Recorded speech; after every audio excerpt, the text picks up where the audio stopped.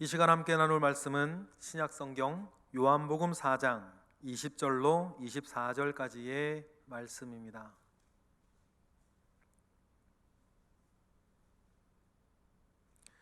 요한복음 4장 20절로 24절, 우리 다 같이 한 목소리로 합독하겠습니다. 우리 조상들은 이 산에서 예배하였는데 당신들의 말은 예배할 곳이 예루살렘에 있다 하더이다. 예수께서 이르시되 여자여 내 말을 믿으라. 이 산에서도 말고 예루살렘에서도 말고 너희가 아버지께 예배할 때가 이르리라. 너희는 알지 못하는 것을 예배하고 우리는 아는 것을 예배하노니 이는 구원이 유대인에게서 남이라. 아버지께 참되게 예배하는 자들은 영과 진리로 예배할 때가 오나니 곧 이때라. 아버지께서는 자기에게 이렇게 예배하는 자들을 찾으시느니라. 하나님은 영이시니 예배하는 자가 영과 진리로 예배할지니라. 아멘. 임진왜란 전후로 도쿠가와 이에야스가 일본에 기독교 금지령을 내리면서 일본의 기독교에 대한 핍박의 분위기가 무르익기 시작합니다. 그의 아들 도쿠가와 히타타다가 급기야 일본에서 기독교 박해령을 극심하게 내리죠.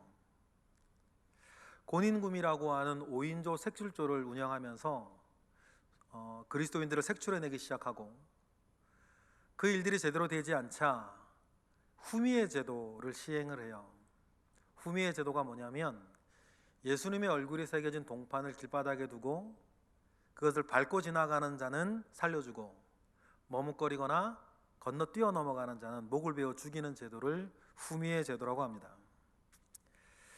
그때 다이묘, 우리로 따지면 영주들, 다이묘들을 비롯해서 5만 명의 일본의 그리스도인들이 학살돼요. 이후 박해를 견디다 못한 일본의 그리스도인들이 시마바라에서 1650년 전쟁을 일으킵니다.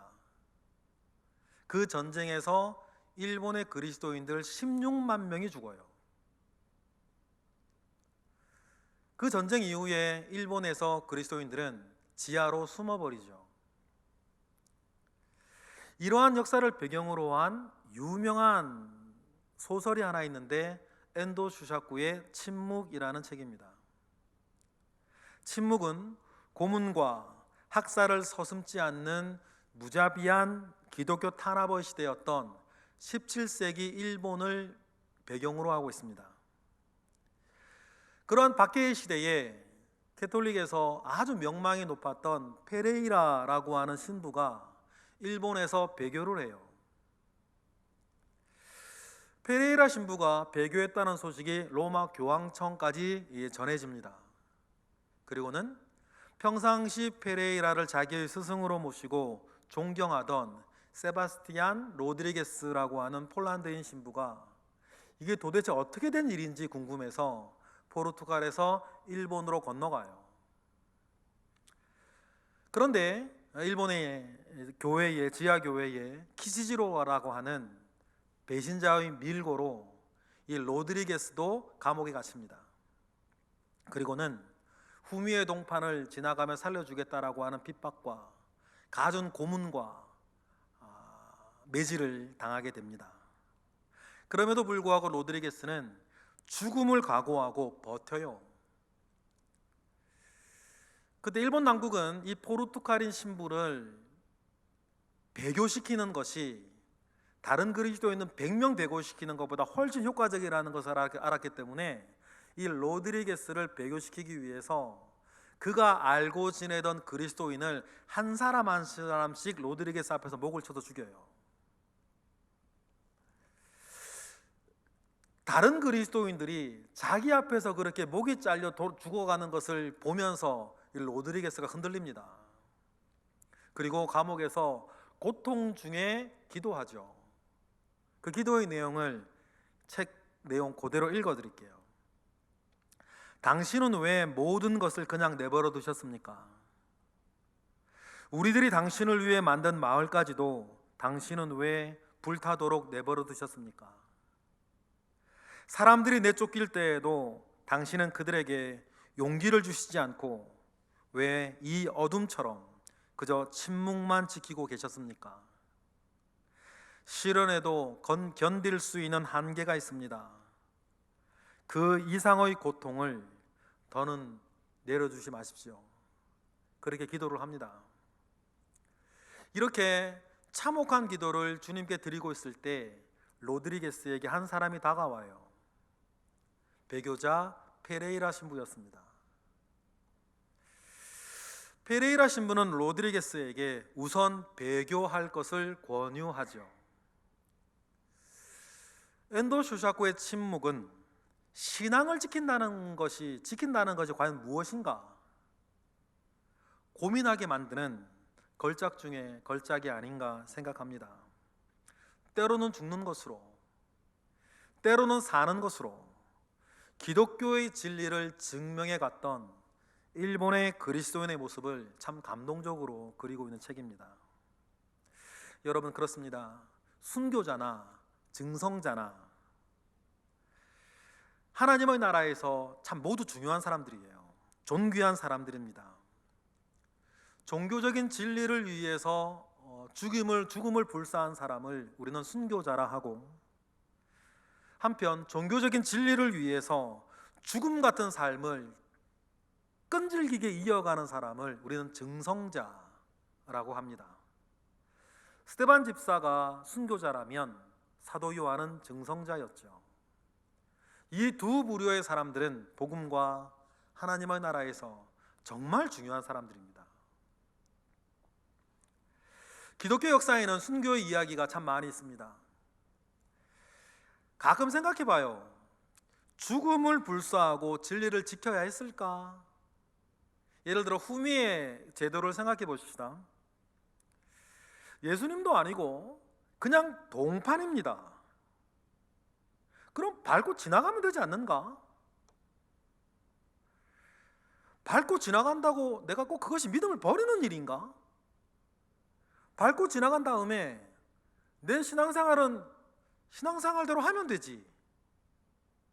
왜 그걸 밟지 못하고 죽어야 하는가? 생각을 해봅니다. 그렇다고 배교한 것은 아니지 않은가? 생각을 해보죠. 하지만 인간적인 생각일 뿐 성경은 우리에게 그렇게 말하진 않아요. 마태복음 10장에서 주님은 이렇게 말씀하십니다.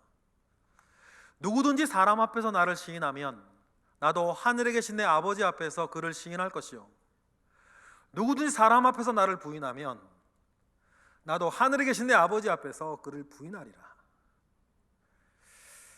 사람의 얄팍한 생각과는 달리 성경은 사람들 앞에서 시인하는 믿음을 매우 중요하게 생각해요. 만약 자신이 그리스도인이라는 사실, 어디에서나 내가 그리스도인으로 살아가겠다라고 하는 사실을 만약에 부끄럽게 여기는 분이 만약에 계시다면 그는 자기 자신에 대해서 다시 한번 생각해 보셔야 될 거예요. 심지어 성경은 구원이 시인하는 믿음에 있다고까지 말을 합니다. 로마서 10장 보실까요? 9절부터 내가 만일 내 입으로 예수를 주로 시인하며 또 하나님께서 그를 죽은 자 가운데서 살리신 것을 내 마음에 믿으면 구원을 받으리라. 사람이 마음으로 믿어 의에 이르고 입으로 시인하여 구원에 이르느니라. 이 말씀을 기억하고 언제 어디서나 누구와 무슨 일을 하든지 간에 그리스도인으로서의 삶의 고백을 하며 승리하시는 저와 여러분이 되시기를 주님의 이름으로 축복합니다. 우리는 사는 것으로나 죽는 것으로나 예수를 고백하는 사람들입니다. 이 사실을 잊어서는 안 돼요. 그래서 예수님께서 이 땅에 오셨다는 사실과 다시 오실 것이라는 사실과 우리에게는 영원한 생명이 있다는 사실을 누군가는 말하고 보여줘야 하는 것 아니겠습니까? 그런데 이처럼 우리가 믿음을 고백할 때에 늘 좋은 일만 있는 것은 아닙니다. 어려울 때도 있고 조롱하는 사람들도 있습니다. 하지만 기억하십시다. 믿음은 간직하는 것이 아니라 고백하는 것이다. 좋을 때는 좋을 때 해야 할 믿음의 고백이 있고 어려울 때는 어려울 때 해야 하는 믿음의 고백이 있습니다. 지금 대한민국 사회에서는 순교를 논할 시대는 아닌 것 같습니다. 하지만 신앙생활을 하기가 점점 어려운 시대가 되고 있습니다. 마치 우리나라가 점점 전체주의 국가가 되어가고 있는 것 같습니다. 현대의 기술 문명은 빅브라더가 다시 나타난다고 해도 전혀 이상할 것이 없는 기술 문명을 이룩했습니다. 국가 권력은 마음만 먹으면 국민들 한 사람 한 사람이 지금 어디에서 무엇을 하는지 낱낱이 알 수 있습니다. 그럴듯한 명분만 찾으면 국민들 한 사람 한 사람의 삶을 통제하고 규제하는 것이 점점 쉬워지고 있습니다. 지금도 방역 최우선이라는 기치 속에서 많은 것들이 통제되고 있습니다. 그러다 보니 우리의 신앙생활, 우리의 예배생활도 국가 권력의 통제의 대상이 지금 되고 있습니다. 이는 그동안 너무 안이하고 나태하게 지내오던 우리 그리스도인들에게 경종을 울리는 사안이 아닐 수가 없어요. 그러면 여러분, 여기에서 중요한 것이 뭡니까? 우리에게 가장 중요한 것은 이러한 때에도 나의 믿음을 고백하는 것입니다. 지금의 순교의 때가 아니라고 한다면 어떻게 증성자로서 살면서 나의 믿음을 고백할 것인가? 여러분, 이것을 생각하는 것이 너무 중요해요. 그럼 여기서 여러분, 지금 나의 믿음을 고백하며 산다라고 할 때 가장 중요한 주제는 여러분 무엇이겠어요? 예배예요.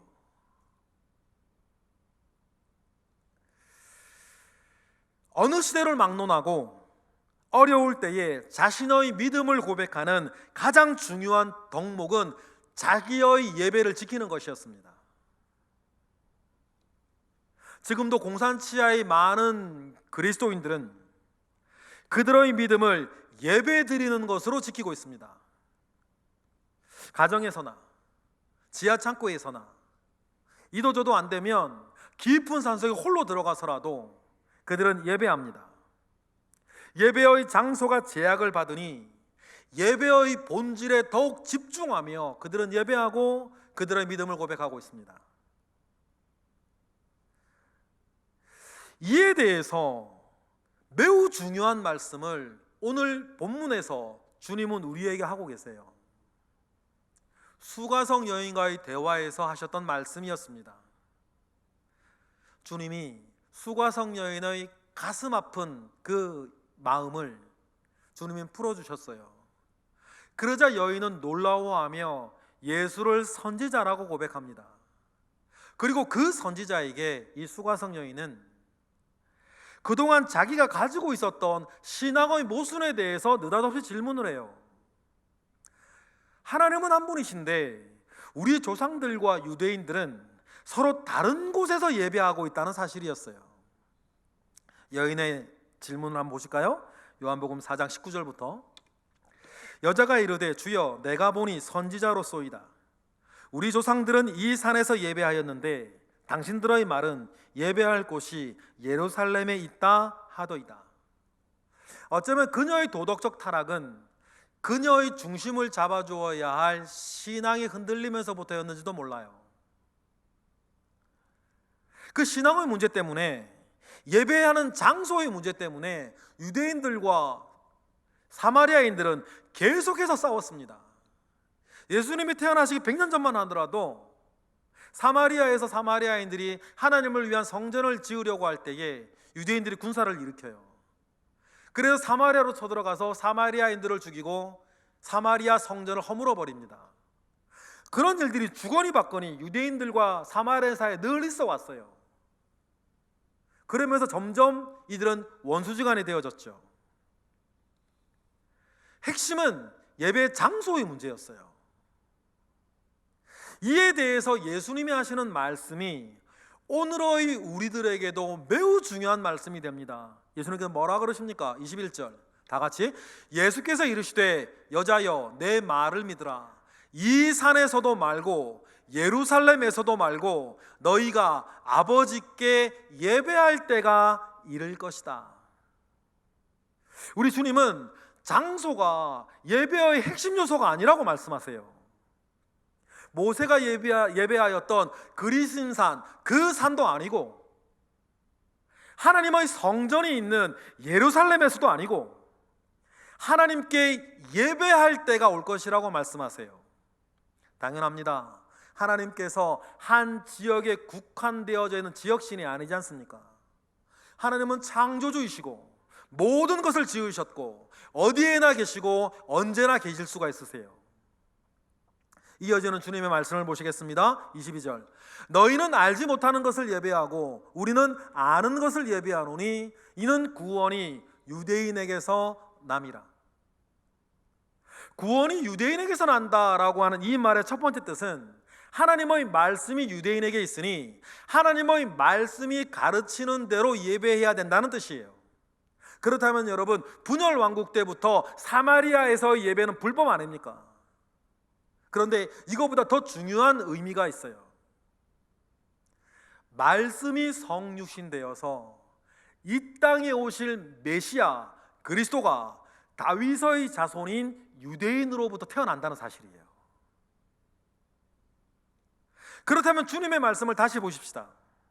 예배할 때에 이 산에서도 말고 예루살렘에서도 말고 하나님께 예배할 때가 오는데, 그 예배는 구세주 예수 그리스도, 즉 성육신하신 말씀인 예수 그리스도 그분의 이름으로 하나님 아버지 앞에 예배할 참 예배의 때가 드디어 왔다라는 뜻이에요. 여러분, 이것은 오늘 우리에게도 가장 중요한 예배의 본질이자 예배의 핵심입니다. 이거 놓치면 안 돼요. 우리는 지금 우리의 종교심의 기초에서 예배하는 것이 아닙니다. 먼 옛날 우리의 조상들처럼 정한수, 정화수 떠다 놓고 우리의 정성과 우리의 공로를 의지해서 하나님께 지금 예배하는 것이 아니지 않습니까? 예배를 위한 특정한 장소를 규정하여 예배하는 것도 아닙니다. 우리의 예배는 그리스도시요 살아계신 하나님의 아들이신 그리스도 예수의 이름과 보혈의 능력을 담력으로 삼아 하나님 아버지 앞에 나아가는 예배인 것을 여러분 믿으시기를 바라요. 이것을 잊으면 우리의 예배는 참된 예배가 아니라 그저 우리의 종교심을 달래는 종교행사밖에 더 되겠습니까? 특별히 예배의 본질과 대해서, 예배의 본질에 대해서, 장소에 대한 이야기를 좀 집중해서 좀 더 말씀을 드리면, 예수님 이후에 가장 중요한 하나님의 성전은 바로 어디냐면 성도인 여러분들 자신이에요. 유명한 고린도전서 3장 16절 뭐라고 얘기를 합니까? 다 같이 시작. 너희는 너희가 하나님의 성전인 것과 하나님의 성령이 너희 안에 계시는 것을 알지 못하느냐. 거룩한 장소가 따로 있는 것이 아니라 성령이 함께하는 여러분 자신이 있는 곳이 거룩한 것이고 여러분이 계신 곳이 거룩한 것이 되어야 한다. 주님은 그렇게 말씀하시죠. 그러니 여자여 내 말을 믿으라. 이 산에서도 말고 예루살렘에서도 말고 너희가 아버지께 진정으로 예배할 때가 왔다 라고 하는 말씀을 우리 가운데 이 말씀이 이루어진 것 아니겠습니까? 그래서 우리는 내 속에 계시는 성령으로 말미암아 예배하는 것으로 우리의 믿음을 고백하고 고백합니다. 예배로서 내가 하나님의 사람인 것을 계속해서 확인하고 시인하는 것입니다. 이에 대해서 요한일서는 다음과 같이 말을 해요. 그의 성령을 우리에게 주심으로 우리가 그 안에 거하고 그가 우리 안에 거하시는 줄을 아느니라. 아버지가 아들을 세상의 구주로 보내신 것을 우리가 보았고 또 증언하였노니 누구든지 예수를 하나님의 아들이라 시인하면 하나님이 그의 안에 거하시고 그도 하나님 안에 거하느니라. 우리는 예배를 통해서 하나님의 아들 예수에 대한 우리의 믿음을 시인하고 하나님은 예배를 통해서 우리가 누구인지 확인시켜 주세요. 그래서 예배의 본질은 영과 진리, 성령과 진리 대신 예수 그리스도로 드리는 것입니다. 그래서 중요한 말씀, 하나님은 그때도 지금도 이렇게 자기에게 예배하는 자들을 찾으신다. 이어지는 23절 말씀 다 같이, 아버지께 참되게 예배하는 자들은 영과 진리로 예배할 때가 오나니 곧 이때라. 아버지께서는 자기에게 이렇게 예배하는 자들을 찾으시느니라. 할렐루야. 알지 못하는 것을 예배한다는 이 사마리아인들의 예배가 여러분 우리 가운데에서는 완전히 없어지기를 바랍니다. 이제 우리는 아는 것을 예배하기 때문입니다. 우리는 영과 진리로 예배합니다. 이어지는 예수님의 말씀, 하나님은 영이시니 예배하는 자가 영과 진리로 예배할지니라. 24절에 나오는 예배하는 자가 영과 진리로 예배한다라고 할 때 이때의 영은 성령이 아니에요. 성령에 붙들린 우리의 중심을 말해요. 이때의 진리는 말씀에 붙들린 우리의 바른 고백을 말하는 것입니다. 예배하는 자가 자기가 가지고 있는 선한 중심과 바른 말씀으로 예배하라는 권면이죠. 우리는 지금 예배하고 있습니다. 어떤 분은 교회의 공지를 따라 집에서 실황으로 중계되어지는 온라인 예배를 지금 드리고 계십니다. 또 어떤 분들은 교회의 현장에 나와서 함께 예배하는 분들도 계세요. 여러분, 중요한 것이 무엇입니까? 중요한 것은 내가 지금 어디에서 예배하느냐가 중요한 게 아니에요. 예배하는 장소가 핵심이 아니라 나는 지금 영과 진리로 예배하고 있느냐, 그것이 중요하죠. 그럼 여러분 보십시다. 지금 여러분은, 지금 나는 하나님 앞에 어떤 예배를 드리고 있는가? 몸은 예배의 현장에 있으나 나의 중심이 영과 진리에 사로잡혀 있지 아니하고 예배하고 있는가? 아니면 나는 집에서 실황으로 중계되는 예배를 지금 드리고 있는데 지금 예배를 드릴 이 순간까지 나는 예배를 어떻게 드렸는가? 영과 진리에 사로잡혀 예배를 드렸는가? 아니면 무심하게 화면만 바라보고 있었는가? 하나님은 아시고 또 여러분 스스로는 알아요. 하나님은 이전이나 지금이나 신령과 진정으로 예배하는 자를 찾으신다. 그 사실을 명심하시기를 바랍니다. 어떤 분은 온라인 예배가 무슨 예배 의미가 있느냐라고 하시면서 예배를 포기하시는 분도 계세요. 어떤 분은 교회당에서 드리는 예배가 아니면 그게 무슨 예배냐라고 이야기하시는 분도 계십니다. 또 어떤 분은 맨 처음엔 좀 어색했는데 온라인으로 예배 드리다 보니까 너무 편하고 좋다고 현장 예배를 밀쳐두는 분들도 계세요. 여러분, 이 모두 다 옳지 않습니다. 우리 주님의 말씀을 기억하십시다. 하나님께서 찾으시는 예배자가 있습니다. 지금도 하나님은 진정한 예배자를 찾으세요. 어떤 사람이 하나님께 찾으시는 예배자입니까? 우리 23절 말씀을 다시 한번 확인해 보실까요? 다 같이, 아버지께 참되게 예배하는 자들은 영과 진리로 예배할 때가 오나니 곧 이때라. 아버지께서 자기에게 이렇게 예배하는 자들을 찾으시느니라. 여러분, 이러한 하나님 아버지 앞에 발견되어지는 저와 여러분 되시기를, 이 시간 발견되고 있는 저와 여러분 되시기를 주님의 이름으로 축복합니다.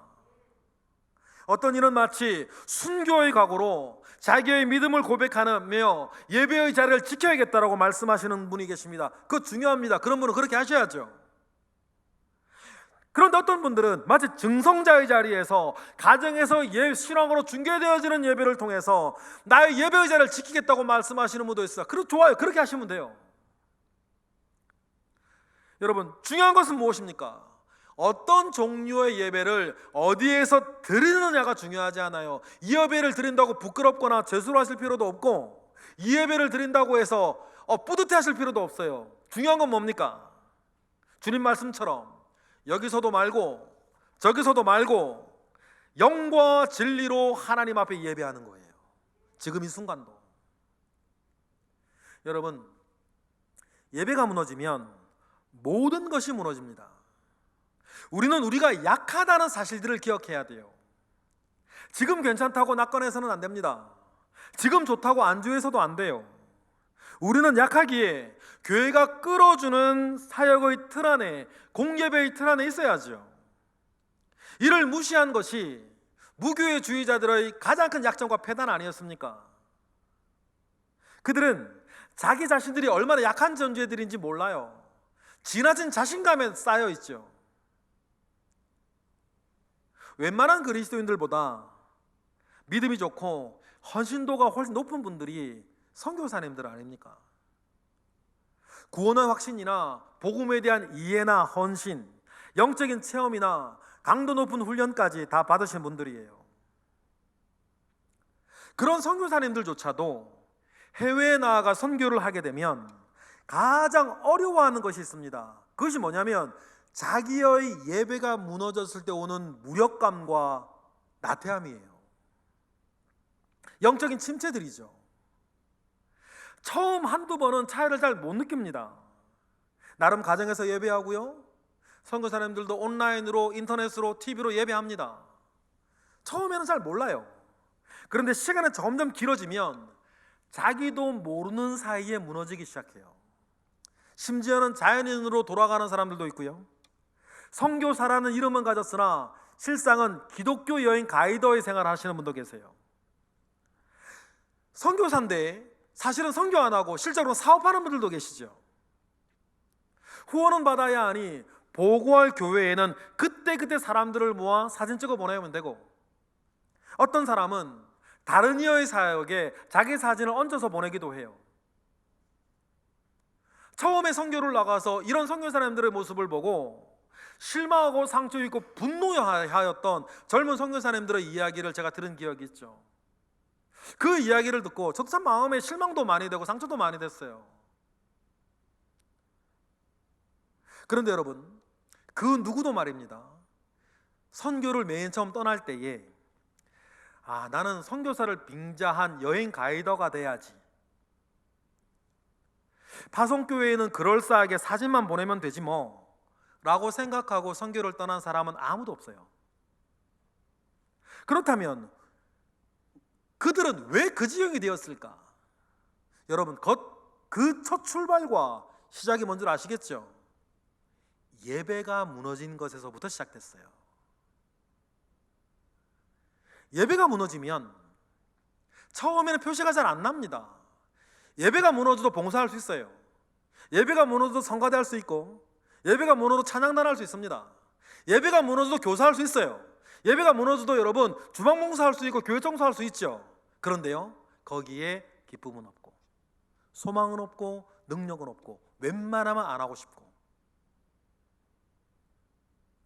모든 것이 무료해지고 영적인 침체 속에 나태해지기 시작해요. 예배가 무너지면 마치 도미노 게임에서 침 무너지듯이 하나하나 무너지고 넘어가는 것 아니겠습니까? 여러분, 우리도 마찬가지입니다. 나는 그렇게 되지 않을 것이라고 생각한다면 연약하디 연약한 인간의 본질을 아직 모르는 사람이고, 자기 자신에 대해서도 전혀 모르는 분이에요.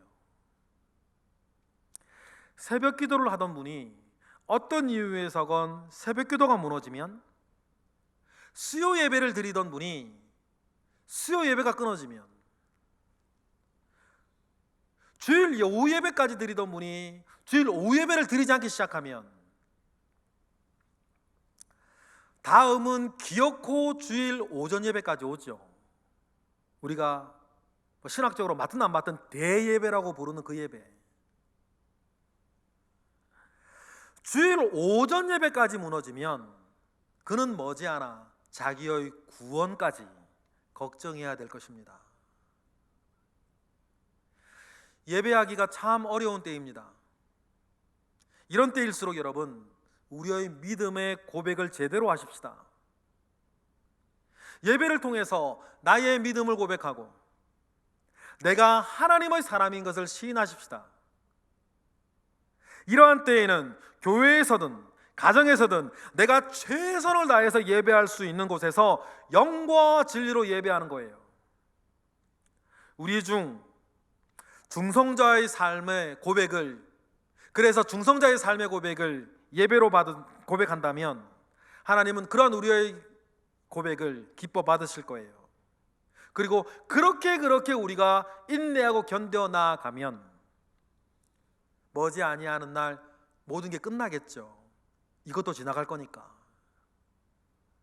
이 모든 일이 끝나면 마스크를 벗고 우리는 거룩한 지 성동 교회 본당에 나와 서로가 서로의 얼굴을 대면하며 예배할 수 있는 그날을 우리 소망하십시다. 비록 지금은 우리가 하나님만을 대면하여 예배한다 할지라도 머지않아 우리는 사랑하는 우리 지체들의 얼굴을도 대면하며 예배할 날이 반드시 올 것입니다.